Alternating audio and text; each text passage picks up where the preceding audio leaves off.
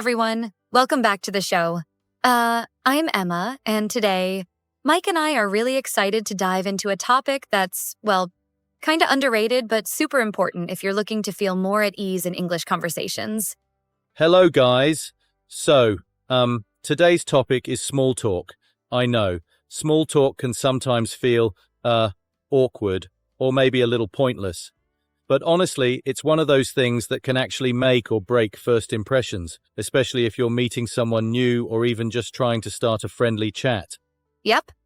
Small talk, it turns out, isn't just about filling up the silence or saying hi. It's more like a bridge, right? A way to ease into a real conversation and build a little bit of trust or even a connection.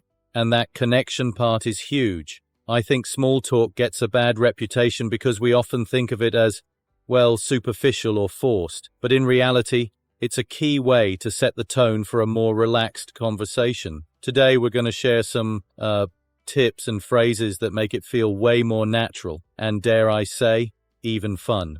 Exactly. And trust me, small talk isn't just for, strangers. It's useful in so many situations.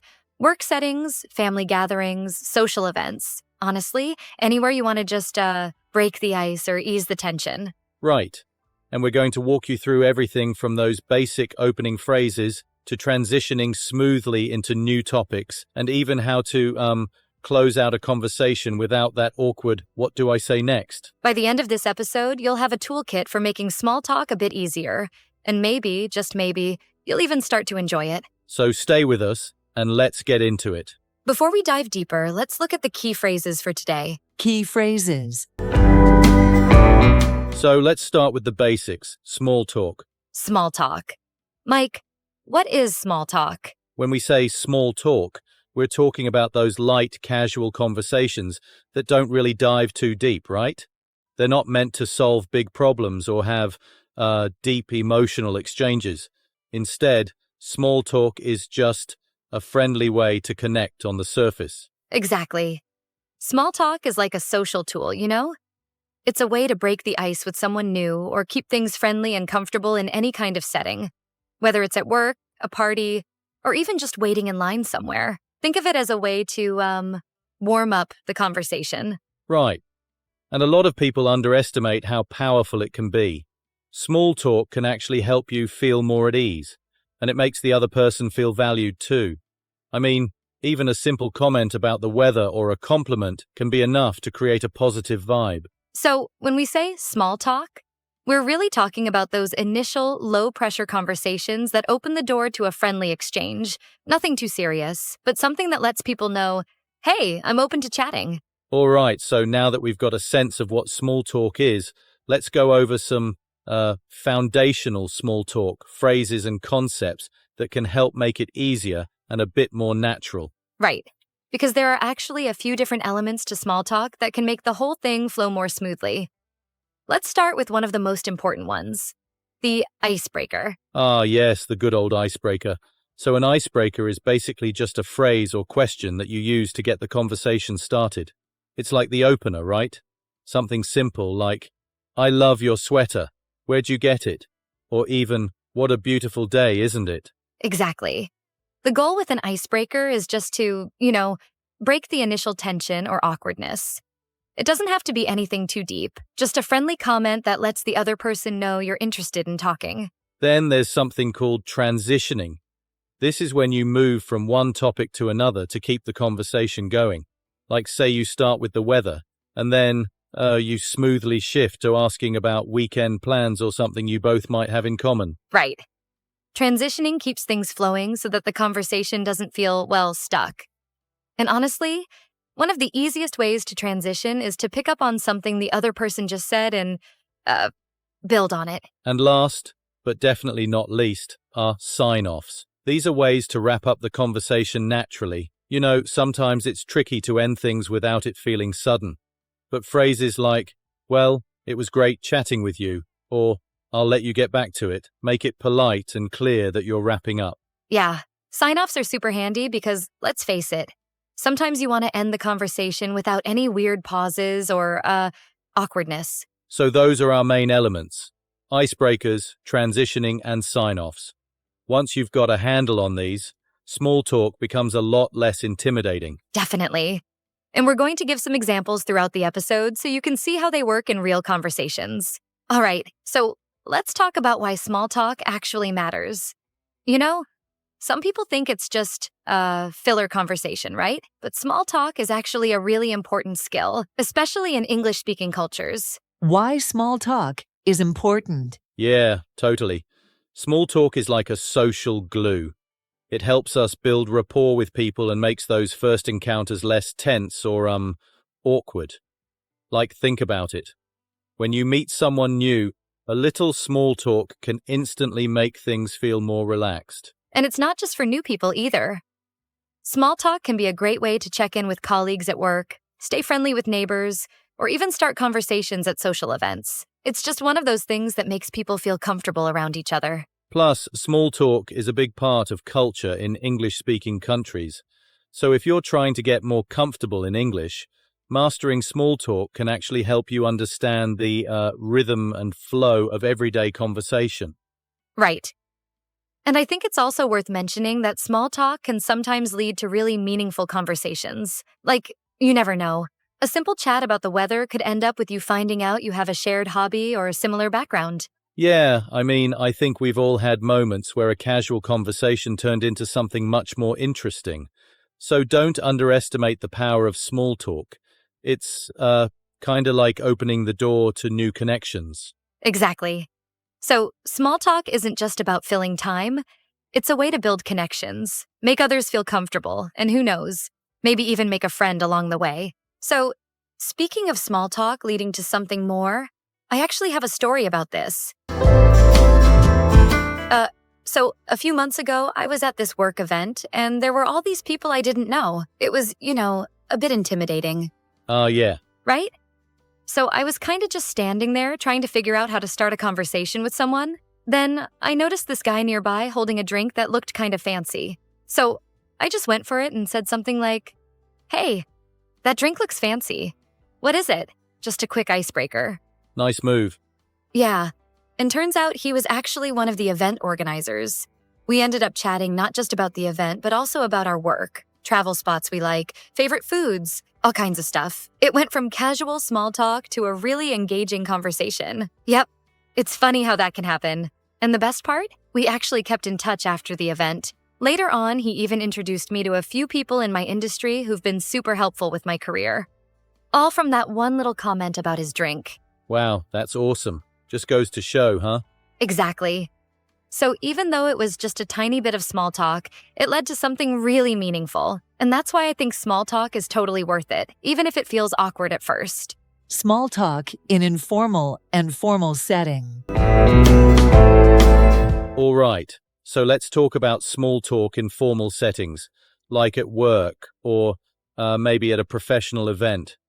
This type of small talk is a little different from, chatting with friends because you want to keep it friendly but still professional. Exactly. When you're in a formal setting, you want to stick to topics that are neutral but still show you're engaged. So talking about recent projects or maybe a big change in the industry can be a safe bet. Right, like something simple but relevant maybe. Did you hear about the new project they're launching? Or how's your team handling the new software? These types of questions keep things professional while showing interest. Totally. And I think in these settings, it's really helpful to start with something that both of you can relate to. For instance, if it's a company event, you could say something like, "This venue is great. Have you been here before?" It keeps things light, but professional. Good point. And another tip is to pay attention to the other person's reactions. If they're giving short answers or looking around, it might be a sign to wrap it up or, shift the topic. Yes, in formal settings, it's super important not to overstay the welcome. Sometimes just a quick friendly exchange is enough. You can end it with something like, "Well, it was great to catch up. I'll let you get back to it." So you're polite but respectful of their time. Perfect. It's all about keeping it light, polite, and professional without dragging things out. Exactly. A little small talk goes a long way in these settings. It shows you're personable and approachable without, overstepping. All right, so now let's shift gears a bit and talk about small talk in more informal settings. Like at a party, with friends, or maybe just meeting someone casually. Here, You have a lot more freedom to keep things light and fun. Yeah, definitely. And in these settings, it's totally fine to bring up more, I guess, relatable topics, things that are kind of universally interesting. Like you could start with something like, have you watched any good shows lately? Or do you have any favorite travel spots? Totally. And even sharing something a little personal can make you seem more, approachable. Like, I'm a huge foodie.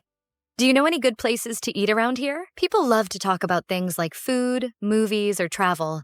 So it's usually a safe bet. Oh, for sure. Plus, a little humor goes a long way in these informal settings. Something like, I'm in desperate need of a good coffee place.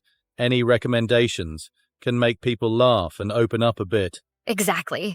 Just keep it friendly and avoid topics that might be, a little too heavy or sensitive. Things like politics or, money can sometimes make people uncomfortable.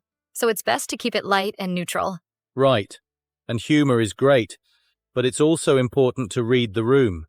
If someone doesn't respond much or looks away, you might want to shift topics. You don't want to accidentally make them feel uncomfortable. Yep.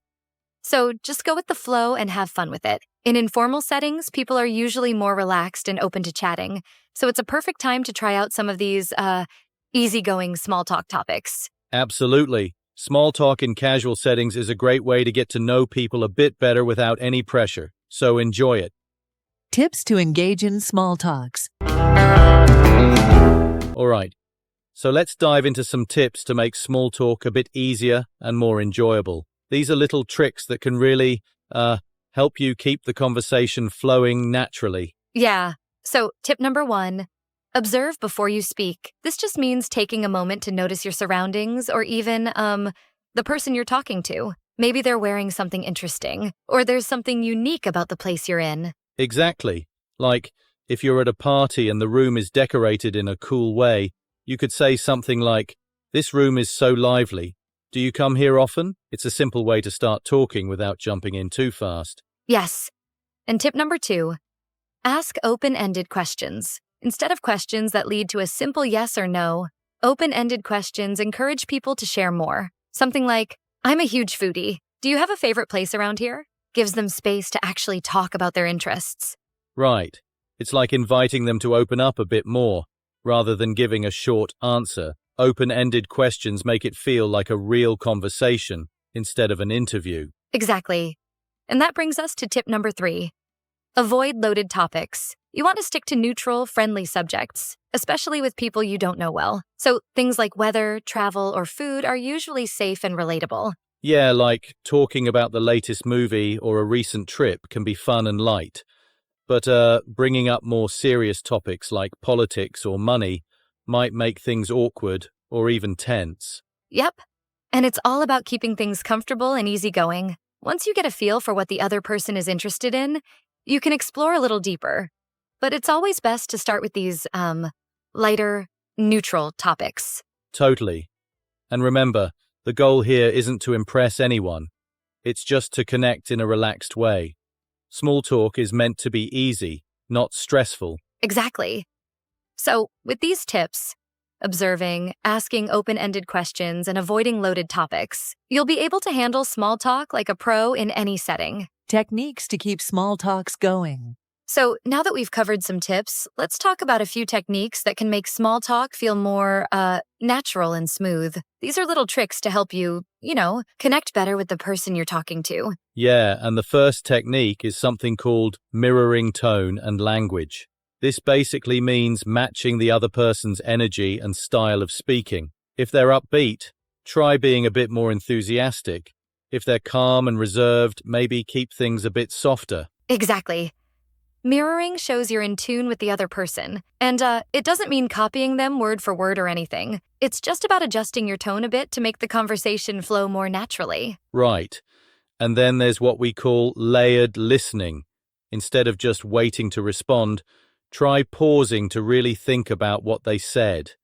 It gives you a chance to respond thoughtfully, which makes the conversation feel, more genuine. Yeah, and people really appreciate that. Like, when you take a moment to reflect instead of jumping right in, it shows you're actually interested in what they're saying. It's a small thing, but it makes a big difference. For sure.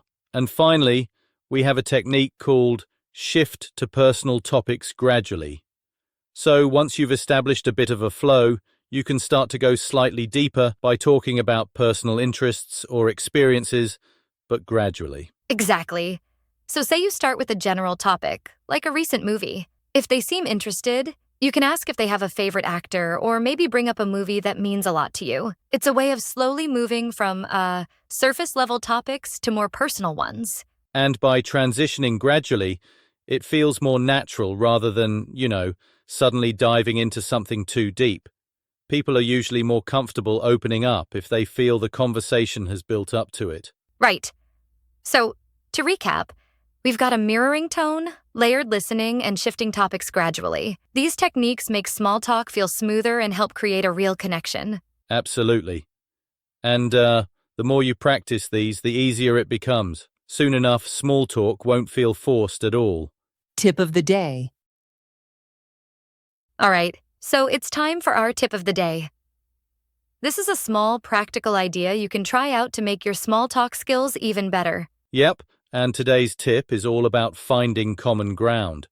So, next time you're in a conversation, try bringing up a shared experience, something you both have in common, like the event you're attending or maybe a common interest you've noticed. Exactly. So, let's say you're at a work event. You could start with something like, "It's a pretty good turnout today, right?" Or, "Have you been to one of these events before?" Finding that common ground can instantly make the other person feel more connected to you. Right, it's like giving the conversation a little anchor. When you're both talking about something you share, even if it's small, it makes everything feel more comfortable and familiar. And the great thing is, you can use this tip in so many settings. Whether it's a shared experience, like a class or a party, or even something simple like the weather, common ground helps build that connection right away. So give it a try. The next time you're talking with someone new, look for that little bit of common ground and see how it helps the conversation flow. Yes, and let us know how it goes. We'd love to hear if this tip makes a difference for you. Well, that's a wrap on today's episode. We hope you feel a little more confident about diving into small talk, whether it's at a formal event, a casual gathering, or even just a quick chat in line somewhere. Yeah, so just to recap, remember the basics. Start with a simple icebreaker, use transitions to keep things flowing, and don't forget to end politely with a nice sign-off. Then we talked about some techniques, like mirroring tone, layered listening, and shifting topics gradually. And today's tip, finding common ground, can be a game changer for making that connection feel real. So, go ahead and try it out the next time you're in a small talk situation. And if you found this episode helpful, we'd really appreciate it if you could give us a thumbs up. It helps more people discover our show, and it lets us know you're enjoying the content. Yes, and don't forget to leave a comment or a review. Let us know if you have any small talk tips of your own, or, if there's a topic you'd like us to cover in a future episode. And of course, hit that subscribe button and turn on the bell icon so you'll be notified whenever we drop a new episode. We've got some exciting topics lined up, and we'd love for you to join us. All right, that's it from us. Thanks for tuning in, and we'll see you in the next episode. Bye for now.